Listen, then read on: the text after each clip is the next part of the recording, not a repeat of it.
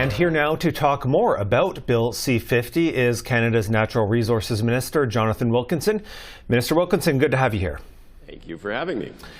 Now, this bill on transition to sustainable jobs was first promised in the 2019 Liberal platform. So I want to start by asking you why it's now taken until June of 2023, nearly 4 years, to actually get this legislation tabled in the House. Well, I would say a couple of things. I mean, the first is this sustainable jobs legislation is about continuing to evolve the government's plan to fight climate change and to build a strong economy for the future. And we have done an enormous amount to put in place a climate plan that actually shows how we're going to achieve our targets, but also made huge investments to actually grow the economy. Concurrent with that, we've actually gone out and consulted with civil society, with unions and industry and Indigenous peoples and provinces and territories. There was a long and extensive consultation. It was interrupted during COVID. We obviously were not consulting much during COVID. We restarted it after COVID was over, and we've been working on it since that time. So, you know, I think that the time that has been taken in part because it's part of a broader architecture, and in part because we wanted to make sure we got it right. Right, and you had already released an interim sustainable jobs plan in February that outlined your government's broad strategy on the shift to net zero energy jobs. So with Bill C-50 that you've tabled today, what are the new concrete measures following up from that strategy?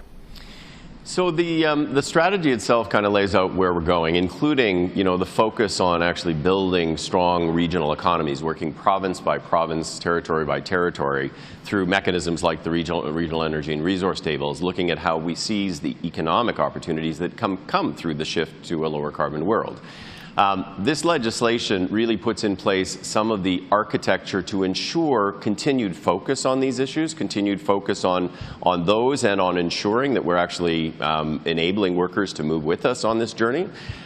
So things like the Partnership Council, which will be an ongoing body to advise governments on both economic strategy and on issues relating to supporting workers. There's a secretariat to try to ensure that the government is fully coordinated across many departments that are actually involved in this, and a number of things like that. There's nothing, you know, in this bill that is particularly shocking. It is really architecture about ensuring that this continues to be a priority and that we continue to seek input from the public as we move forward. It is, in that measure, not that dissimilar to the net zero bill that I introduced a couple of years ago, which is really, again, about ensuring the focus and ensuring that there are advisory mechanisms to help us get there. Okay, now, as you know, you've had pushback from Alberta and Saskatchewan on a lot of climate change policies, including the Just Transition Plan, which is now the Sustainable Jobs Plan. Premier Danielle Smith, at the time when you released that strategy in February, said she was perplexed, that she was puzzled, and that it went against provincial constitutional rights over resources and over the labour workforce. So was there provincial consultation that went into this new bill? Well, there was provincial consultation, so there was a broad set of consultations across the country, and provinces and territories weighed in on a number of elements of the development of this legislation. But I would say that, you know, Premier Smith herself was the one who used the phrase sustainable jobs. I think it is something that we can both agree is a positive term in terms of how we actually move forward to ensure a prosperous Alberta, a prosperous Saskatchewan, and a prosperous, you know, Ontario and everywhere else. You know, and my focus is working with Premier Smith and with her minister to try to ensure that we actually can move forward in a manner that, yes, reduces emissions. I think we all agree that we need to do that, but does so in a smart way that enables prosperity for Alberta. I will actually be in Calgary on Monday to meet with Premier Smith and Minister Brian Jean, and I, you know, I fully expect to engage a very constructive conversation about how we can work together. Okay, so let's talk about that meeting then, because if the Premier and the new Energy Minister are across the table saying we're still opposed to this, and so is Saskatchewan for that matter, and we're willing to use whatever tools we have to oppose this, you know, what's your answer going to be? Well, I mean, again, I would just go back to what the legislation is and isn't. This is just an architecture that actually puts in place a number of mechanisms around accountability and transparency. It puts in place a partnership council to advise the federal government. It is focused on areas of federal jurisdiction, not on provincial and territorial jurisdiction. So I really doubt that this is an area where we're going to have a lot of conflict. I do think there are areas where we're going to have to work together and strive to find collaborative pathways around things like the electricity grid and how we reduce emissions from the oil and gas space. There have been differences in the past. My pitch is let's identify the areas where we agree, and I think there are quite a number of them, and isolate the ones we disagree on and try to find solutions as to how we can actually close the gap. And that will be my pitch to the Premier. And I think the Premier is a reasonable person, and I expect that we will find an opportunity to be able to work together for the betterment of Albertans and Saskatchewanians and Ontarians and everybody else who lives in this beautiful country.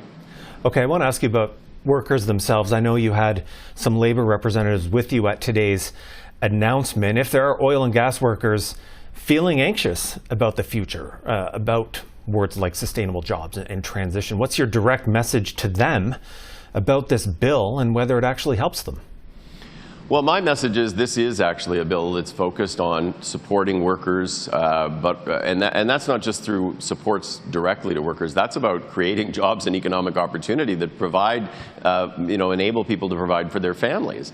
That is true in the oil and gas space, where the biggest thing that we actually have to do is reduce production-related emissions. There is a continuing role for oil and gas during the transition, and even beyond in a 1.5 degree scenario, all of the experts will tell you that there's a significant continuing role, particularly in non-combustion applications.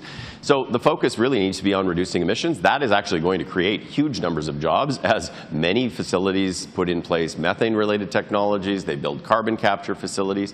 But there are also huge opportunities for the oil and gas space in the context of new and emerging things like hydrogen, where you can actually produce ultra-low carbon hydrogen from natural gas.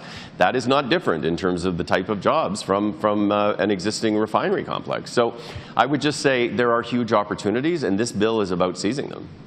All right, Natural Resources Minister Jonathan Wilkinson, thanks for your time on this. Thank you very much.